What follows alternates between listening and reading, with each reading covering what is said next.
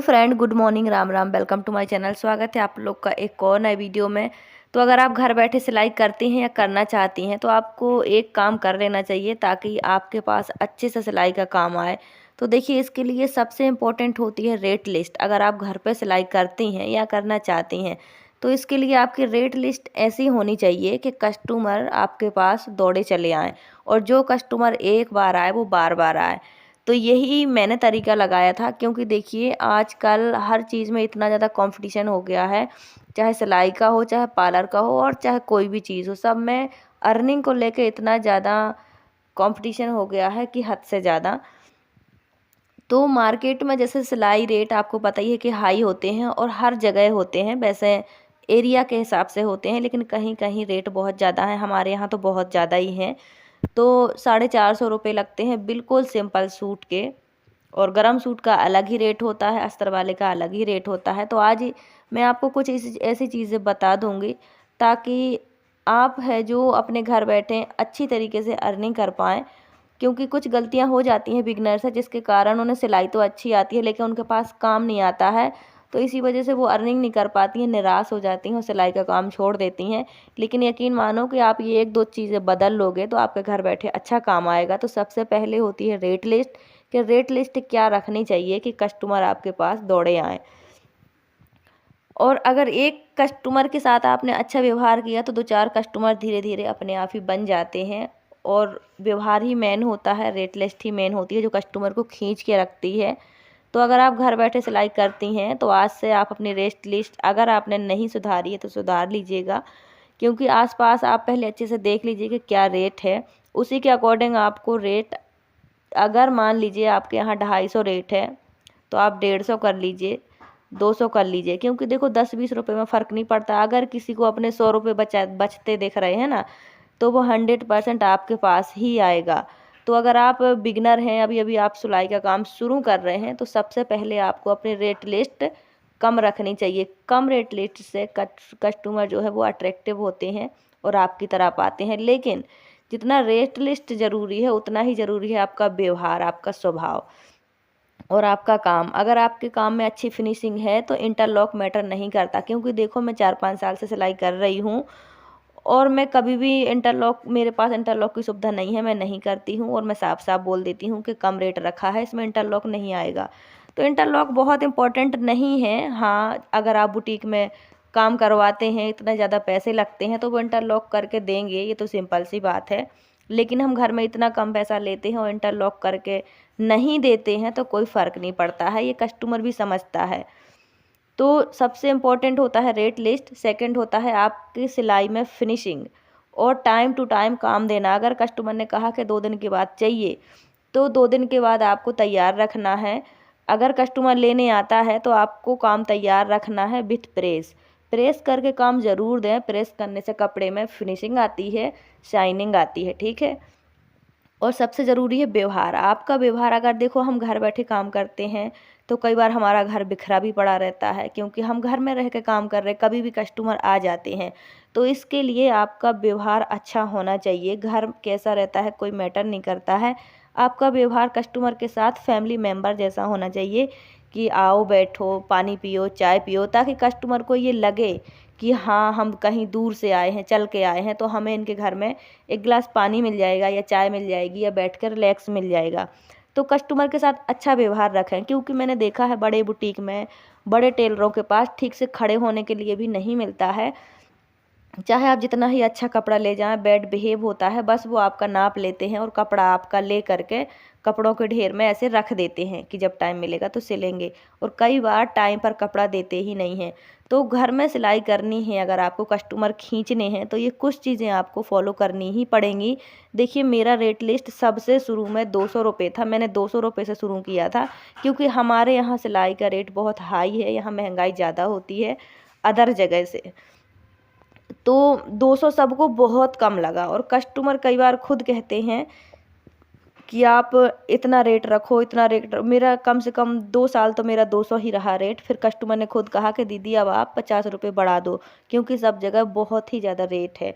तो उन्हीं के कहने के अनुसार कुछ लोग होते हैं देखो जो बहुत ही अच्छे होते हैं, जब उन्हें ये लगा कि मेरा काम अच्छा है, 200 में फिनिशिंग भी है, कस्टमर ने खुद मुझे सलाह दी कि आप बढ़ा दो और काम चलेगा अब आपका। तो मैंने 250 किया था और अभी भी मेरा रेट 250 है। गर्म कपड़ों का मैं 300 लेती हूँ, अस्तर वाले का 500 लेती हूँ और अस्तर कस्टमर का ही होता है। अगर अस्तर मैं खुद लगाती हूँ तो 150 रुपये बढ़ा देती हूँ। तो इस तरह से हमें काम खींचना होता है। रेट लिस्ट व्यवहार हमारा अच्छा होना चाहिए, कस्टमर का काम टाइम से मिलना चाहिए। क्योंकि एक बार कस्टमर ने मुझसे कहा कि मैं बहुत दूर से आई थी और मेरे हाथ में 6-7 सूट थे और बड़े बुटीक के में मैं गई, तो उन्होंने मुझसे ना अच्छे से बात की ना मुझे पूछा, और वो थोड़ी हेल्दी भी थी तो वो थक चुकी थी, तो ना ही बैठने कहा ना ही कुछ, और अच्छा व्यवहार नहीं किया। उन्होंने कहा कि 1 महीने में मिलेगा, सिलवाना है सिलवाओ वरना दूसरी जगह जाओ। तो उन्होंने मुझसे कहा कि ऐसे कस्टमर होते हैं ना जो बहुत अच्छे स्वभाव के होते हैं, वो शेयर कर देते हैं अपनी प्रॉब्लम। तो ये सब मैंने धीरे धीरे सीखा कि देखो कस्टमर हमसे क्या चाहता है, जैसा कस्टमर चाहता है हमें वैसा करना पड़ता है।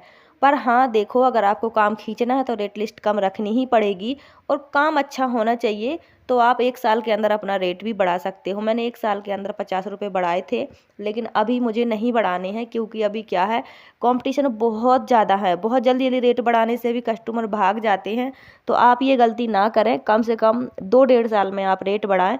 इससे जो कस्टमर है वो परमानेंट और पक्के हो जाएंगे, और जब तक आपका नाम भी टेलर के तौर पे फेमस हो जाएगा, फैल जाएगा कि हाँ वो भी सिलाई करती हैं।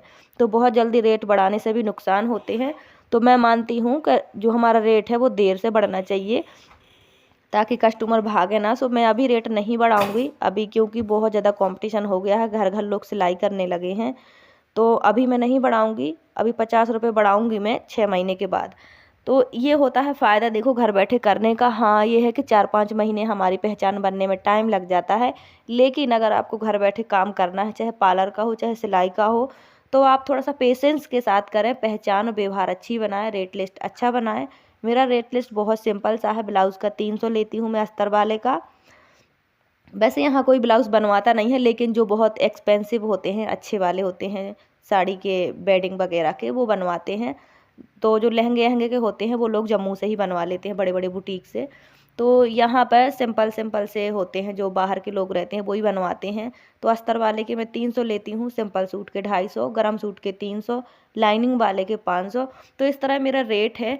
तो सबसे पहला होता है काम आपका कि आप थोड़ा हौसला के साथ काम शुरू करें, नर्वस ना हो। कस्टमर के सामने बहुत सारे लोग नर्वस हो जाते हैं। तो ये क्या है कि अभी मेरे पास काम थोड़ा सा कम है और ठंडी बहुत ज़्यादा है, और जो काम है वो देर का है, मतलब देर से देना है। कुछ दिन देखा ही है, आपने देखा होगा कुछ दिन मैं बहुत ज़्यादा बिजी थी। तो अभी थोड़ा सा आराम, मतलब रिलैक्स है। 2-3 सूट ही हैं जो बहुत जल्दी के नहीं हैं, और दोनों बच्चे भी बीमार हैं, मैं भी बीमार थी, तो मैं थोड़ी आराम से काम कर रही हूँ। क्योंकि देखो सबसे पहली है सेहत, अगर सेहत सही रहेगी तो ही मैं काम कर पाऊँगी। अगर एकदम से बिजी रहूँगी, बहुत ज़्यादा दिमाग पे टेंशन लूँगी, तो फिर ज़्यादा बीमार हो जाऊँगी। इसीलिए मैं थोड़ा सा काम को आराम से कर रही हूँ। तो फ्रेंड, मुझे लगा कि मुझे आपके साथ ये बातें शेयर करनी चाहिए, क्योंकि बिगनर से गलतियाँ हो जाती हैं और फिर उनके पास कस्टमर नहीं आते हैं। तो अगर आप ये चीज़ें फॉलो करेंगे तो यकीन मानो आपके पास कस्टमर की लाइन लग जाएगी और काम अच्छा चलेगा। तो बस थोड़ा सा पेशेंस रखिए। और आई होप आज की वीडियो आपको अच्छी लगी हो लाइक सब्सक्राइब जरूर करें। आप में से एक लोगों का चैनल भी प्रमोट करना है, और अगर आपको अपना चैनल प्रमोट करवाना है तो कमेंट सेक्शन में अपने चैनल का नाम ज़रूर बताएं, और मेरी वीडियो को और बहनों को भी शेयर करें, ताकि उन्हें भी कुछ सीखने और कुछ समझने मिले। और आप सभी भाई बहनों के बहुत अच्छे अच्छे कमेंट आते हैं, मुझे बहुत हौसला मिलता है, बहुत खुशी मिलती है आप लोग के कमेंट पढ़ के। लेकिन बहुत सारी बहनें जब दुखी होकर कमेंट करती हैं ना कि उन्हें भी करने की इच्छा है लेकिन वो कर नहीं पाती हैं, पति नहीं करने देता, परिवार वाले नहीं करने देते, तब मुझे बहुत बुरा लगता है कि मेरे जैसी कंडीशन बहुत सारी लेडीज़ों की है। तो जिस तरह मैंने अपनी फैमिली को मनाया है, आप सबसे रिक्वेस्ट है कि आप भी मनाएं, अपना काम दिखाएं, सबको प्यार से मनाएं, करने की कोशिश करें।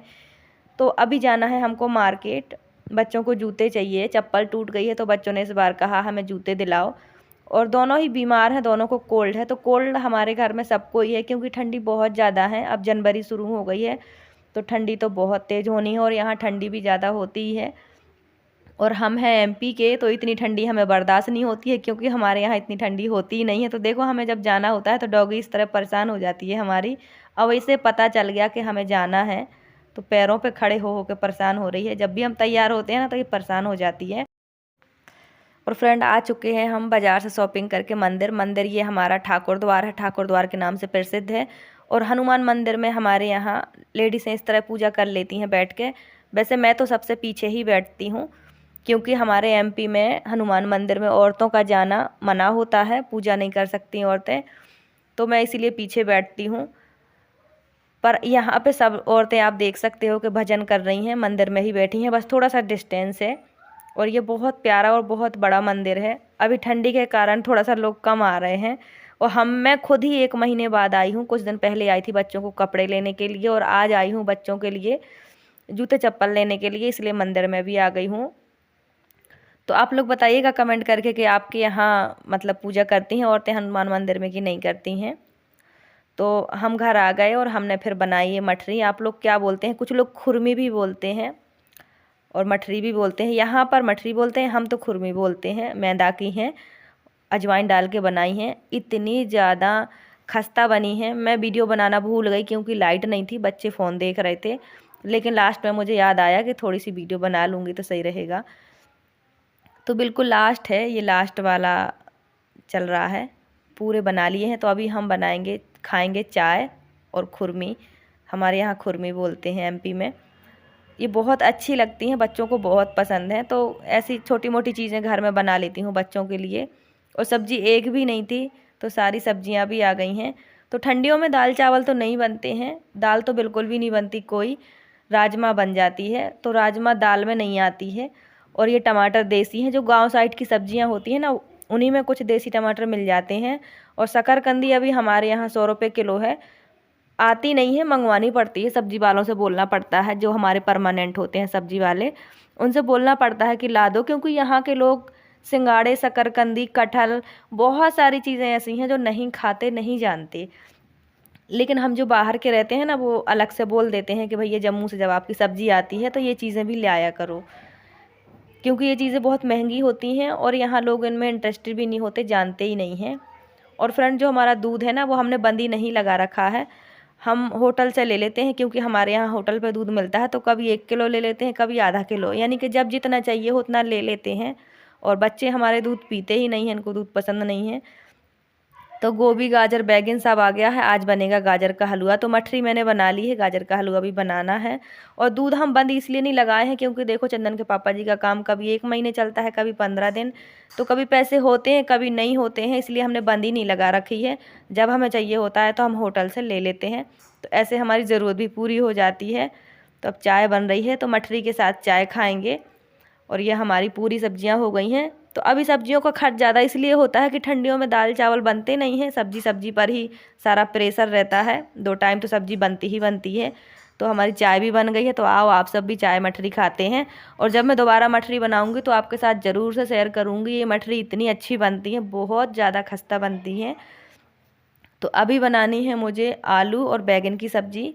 और मैं इस तरह से टमाटर और मसाले थोड़ी देर पहले मिक्स करके रख देती हूँ, इससे बहुत ही अच्छा टेक्सचर आ जाता है मसाले का। तो मैंने सब्जियाँ काट करके धुल करके रख ली हैं। और मैं तड़के में डाल देती हूँ लौंग, काली मिर्च और खड़ी धनिया, जीरा। इससे बहुत अच्छा फ्लेवर आ जाता है सब्जी में, गरम मसालों की ज़रूरत नहीं पड़ती है। और हमारी शकरकंदी भी इधर बॉईल हो गई है। तो कुछ बहनों ने कमेंट करके कहा है कि अपना डेली रूटीन दिखाओ, तो मैं वो भी दिखाऊंगी किसी दिन आप लोगों को, कि मैं किस तरह से अपना काम मैनेज करती हूँ, किस तरह से अपना टाइम मैनेज करती हूँ, कितने बजे उठती हूँ, वो सब दिखाऊंगी आपको। क्योंकि देखो, आप सबकी तरह काम मेरे पास भी है, बहुत काम होते हैं। भले बहुत बड़ा घर नहीं है, लेकिन काम बहुत होते हैं। यकीन मानो, एक हाउसवाइफ के पास कपड़ों की कमी हो सकती है, लेकिन काम की कमी नहीं हो सकती। इतना काम होता है, सुबह से शाम तक दिन ख़त्म होता है, पर काम ख़त्म होने का नाम नहीं लेते। तो हमारी शकरकंदी भी बॉईल हो गई, बच्चों को बहुत मन कर रहा था खाने का, तो मंगवा ली है। और आपके यहाँ शकरकंदी को और क्या बोलते हैं कमेंट करके ज़रूर से बताना। हमारे यहाँ शकरकंदी बोलते हैं। चने भी फुला दिए थे, लेकिन फिर चने कम थे, तो मैंने इसलिए चने को पीछे कर दिया। ये चने कल बनाऊंगी आलू के साथ, तो दोपहर में हो जाएंगे आलू चने की सब्ज़ी और चावल। और इस चैनल को प्रमोट करना है, चैनल का नाम है MR स्टिचिंग। इनके चैनल में जितनी भी वीडियो हैं कटिंग स्टिचिंग से रिलेटिव है। अगर आपको इनकी वीडियो अच्छी लगती हैं तो इन्हें लाइक सब्सक्राइब करके सपोर्ट करें। देखिए एक दूसरे को सपोर्ट करेंगी तो ही हम सब आगे बढ़ पाएंगे। तो साथ साथ मैं आपको अपने बेटे के जूते भी दिखाती हूँ। और अगर आपको अपना चैनल प्रमोट करवाना है तो आप लोग कमेंट सेक्शन में अपने चैनल का नाम ज़रूर बताया करो। देखिए कमेंट करने से आपका कोई नुकसान नहीं है, लेकिन यकीन मानो अगर आप कमेंट करोगे तो आपको मेरे जितने भी व्यूअर्स हैं सभी फॉलो करेंगे, सब एक दूसरे को फॉलो करते हैं। तो ये है दोनों बच्चों के जूते, ये दोनों के जूते मिलाकर मुझे 800 रुपये के पड़े हैं और पहली बार इतने महंगे जूते चप्पल खरीदे। पर बच्चे बहुत दिन से बोल रहे थे कि उन्हें स्पोर्ट्स शूज़ चाहिए, तो इस बार दिला दिए हैं। तो देखिए 2 लोगों के कमाने से बहुत फ़ायदे होते हैं। एक अकेले बंदे की कमाई पे सब कुछ पूरा नहीं हो पाता, इसलिए 2 लोगों के कमाने से लगभग सारे खर्चे खुशी खुशी पूरे हो जाते हैं। आई होप आपको मेरी वीडियो अच्छी लगी हो तो लाइक सब्सक्राइब शेयर कमेंट ज़रूर करें। Thanks for watching.